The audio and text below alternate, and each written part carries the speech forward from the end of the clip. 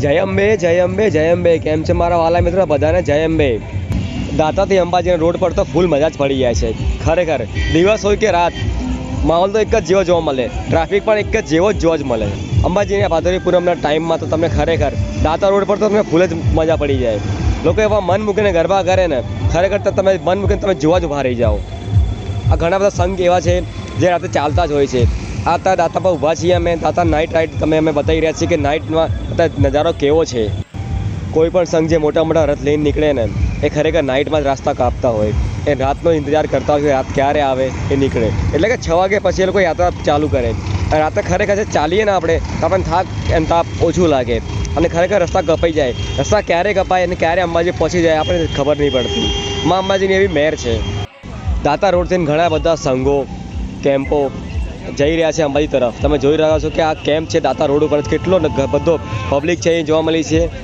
કેટલો બધો ઘસારો છે પબ્લિકનો. અહીંયા એક ડાયરો ચાલે છે, કોઈ કલાકાર અહીંયા આવ્યું છે. લોકો બધા એના જોવા માટે ઊભા રહી ગયા છે. અમુક લોકો તો એના ઊભા રહીને વિડીયો બનાવે છે. તમે જોઈ લો કેટલી બધી ભીડ છે અહીંયા. ખરેખર અહીં બધી ભીડ તો અહીંયા જોવા મળી રહી છે. દાતાના રોડ પર ઘણા બધા સેવા કેમ્પો એવા મોટા મોટા બનાવવામાં આવે છે ને કે ત્યાં 10,000 ભાવિક ભક્તો આરામથી વિશ્રામ કરી શકે એવી તમામ વ્યવસ્થા પૂરી પાડવામાં આવી રહી છે. દિવસમાં તાપના હિસાબે પબ્લિક ઓછી જોવા મળે છે, અને ઘણી બધી જે ભાવિક ભક્તો છે એ તાપના લીધે આરામ કરતા હોય છે. કારણ કે છાણામાં બેસીને પોતાની એનર્જી વેસ્ટ ના થાય એના માટે. અને પછી નાઇટ થાય ને, રાતની ઇંતજાર કરે ક્યારે રાત આવે અને ક્યારે પોતાની મંજિલ એટલે કે અંબાજી તરફ જતા હોય છે. અને ઘણા બધા સેવા કેમ્પો એવા છે ને કે રાત્રે પણ ઊંઘતા જ નથી, જપતા જ નથી. ખરેખર સેવા કરવા માટે પાછળ પડતા જ નથી. લોકોની સેવા કરે છે. દિવસ હોય કે રાત, સેવા કરવાનું એટલે સેવા જ કરવાનું.